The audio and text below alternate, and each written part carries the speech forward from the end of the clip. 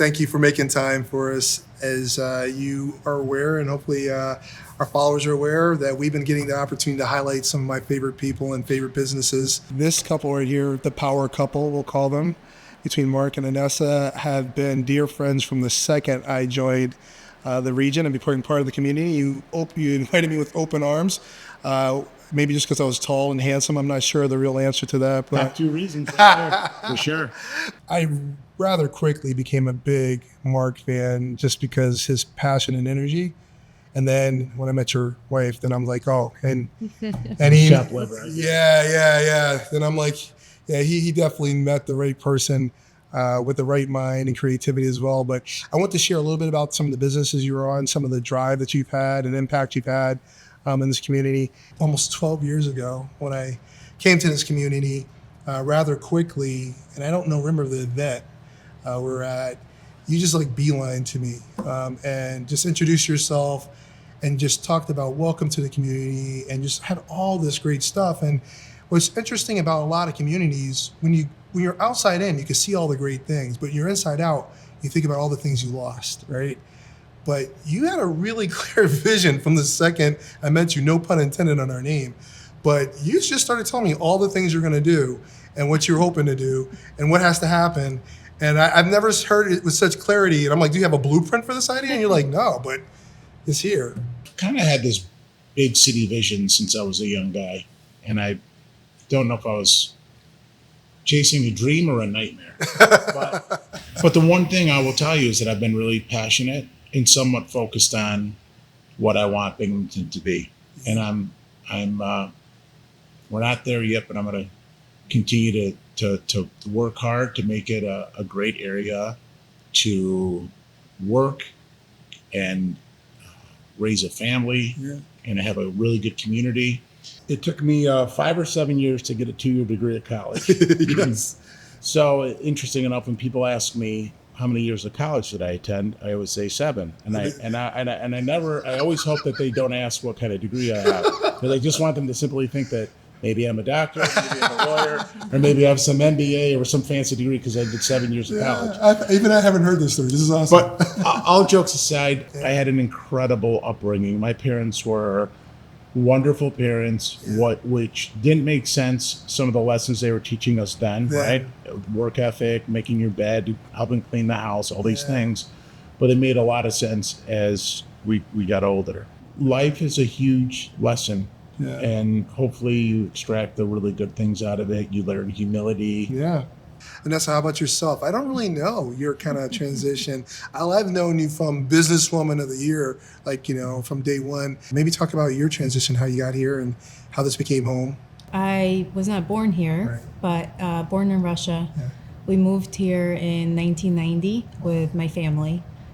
So I was raised here, lived in Binghamton and Vestal most of my life. I always wanted to leave.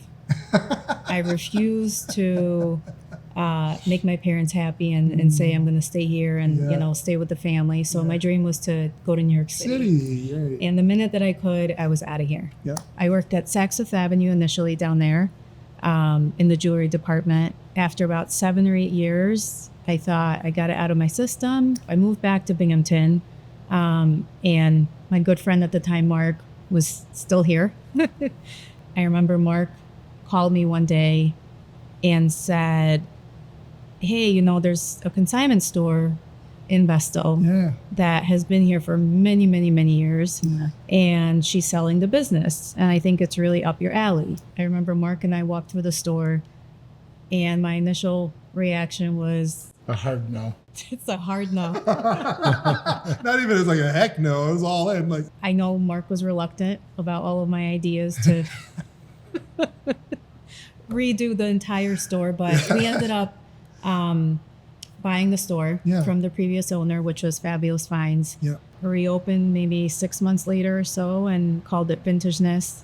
And it's still there and doing great. We started the store. I was there full time. Yeah. And then out of the blue, I got a phone call from the previous owner of the Goldsmith. Working at the Goldsmith, I would say, for at least 6 years, Yeah. I really learned. I attended the trade shows. Yeah. We did the buying, selling, obviously, custom work. I was in the studio figuring out how to repair things as well. So Yeah.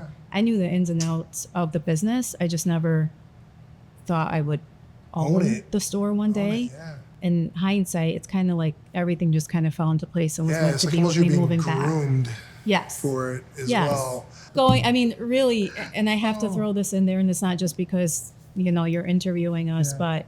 but I mean, without visions, and if it wasn't for you, your line of credit, your loans, and just your entire support with whatever we need. Fast. Thank you. So fast, Thank quick you. turnaround. Yeah. We wouldn't be here. But you know what? Visions is like they're the breath of fresh air for our area because thank they're willing to take the risk most of the time. When we can. Yeah. When this is what we need. This is how we're going to bring back our area. You have to have a really solid partner, and your Yeah. partners are usually, whether it's the city of Binghamton, Johnson City, Endicott, whoever it is, Yep. and your lender. Yep. Those Agreed. are your partners to make things happen. We enjoy coming up with fun ideas. Like we want going to work fun. It's not always fun. You have some challenges, but we're passionate about making the area a better area. Well, talk about this place a little bit. Station 45. So this is a really, really beautiful place. Being a transplant from the south who moved to the north, you run into these old buildings with the bones that are so incredible. I was looking for office space for myself, and I came across the train station. And I've always loved this building, Yeah. but it was It needed work. pretty beat up. Yeah, it needed work. And I just had a vision for this place, but it needed to start with really rehabbing the entire building. Built up some cash flow by leasing out offices to small companies that actually started off small and grew, and they grew their companies. So Yeah. it's been rewarding as far as that goes. But I also had a vision for this space that I wanted to see it as a restaurant one day. And steakhouse wasn't even really on the radar. And then COVID hit, so that delayed things. As I said earlier, you got to extract the lessons. So the lessons were the delays allowed us to make better business decisions, Yeah. better ideas. I'll give you one, for example. We had our bar literally went from one town to the other. And I think it sat maybe 12 or 14 people at the time. And I was reading an article and I was really frustrated. I'd come down here with Anthony Capozzi, Yeah. my partner, Love and it. we'd walk around and try to come up with ideas. And we were just frustrated waiting for this building permit. I was reading an article, and the article said that every bar stool is worth $12,000 to $15,000 annually. I said, Anthony, We need more bar stools. we need to figure out how to make this bar bigger. And we ended up building a really big bar, Yeah. which I have to tell you is one of the best decisions. So look, extract the frustration into something that has been really rewarding, Yeah. and trying to restore as much as we possibly could in this building. Again, that adds to another reason why it took so long. You're not walking into Home Depot and pulling anything that's in this off the shelf. We restored the ceiling, which is original. Beautiful. If I told you me and Inessa looked at 200 light fixtures to make sure it was the right fit. But again, it all adds to the story. Yeah. And the veterans, that's one of my favorite stories. Could you share? I know the story, but So the veterans room is, I had 4 uncles, my mom's 4 brothers yeah. that were all, very close in age. And I had a nice relationship with 3 of the 4. Her one brother, Larry, died in the invasion of Normandy. That's so I crazy. never met him, and he died at age 23. My 3 other uncles I had a nice relationship with, and they're all passed as well. Yeah. But ironically, they all left from this train station to go to World War II, That's right. right? So I wanted to dedicate that room to my 4 uncles. We named it the Veterans Room. But when you go inside the Veterans Room, there's got to be, 50, 100 pictures of veterans. I appreciate that. As you know, my father was a vet, and I've always loved that. Why don't we get his picture up I there? know we talk about it all the time. Yeah, I would love yeah, that. We should do that. And one you would day. love that. I would. I should definitely find a way to do that. And that's why I've always applauded, just your focus for the veterans has always been there. You've always had that as long as I've known you, and I appreciate that. We built a veterans outpatient clinic in 2017. I was leading to that. I felt like it was one of those passion projects, and I mean, they're all passion projects for you, but that one felt like a passion project. And I remember you going through it. I can almost see how your mind works through how you get through problems. That's amazing. And that's probably how he finally caught you too. He just kept going, kept going, kept going. Absolutely. I think that's what we do on a daily basis. Though. Yeah. I mean, if you were to listen to my conversations, his conversations, just with the variety of businesses that Yes. Yeah. we have on our plate, it's foolish to say that we don't have stresses, right? Yeah. We probably every single hour we're calling with something that happened. How do we fix it? And Yeah. I think obviously we deal with things differently, and especially the restaurant business is, I think, the most stressful industry if you were to ask me. But I'll also say, if you ever want to just chill out, what's really mellowed me out, I know the answer, but go ahead. Say it. Yeah. I'll say it for you. I can see it's hitting you. So not only do they have all this going on, they decided to start a family, and talk about handsome. I'm looking at you. But yeah. put your mindset in the right perspective. Yeah. Allows you to be laser focused on things going on. Yeah. It's, one breath, as much as we want to maybe step back a little bit and chill, I don't think we're wired that way. And I Yeah. feel like we still have work to do. And it's, as I said earlier, we have fun with what we do. We want to Yeah, it continue seems that having way. fun. Seems that way, yeah. I start thinking about what's next, right? Because you're probably like, man, Ty, let me enjoy this one for a little bit. But I know you. I know you both.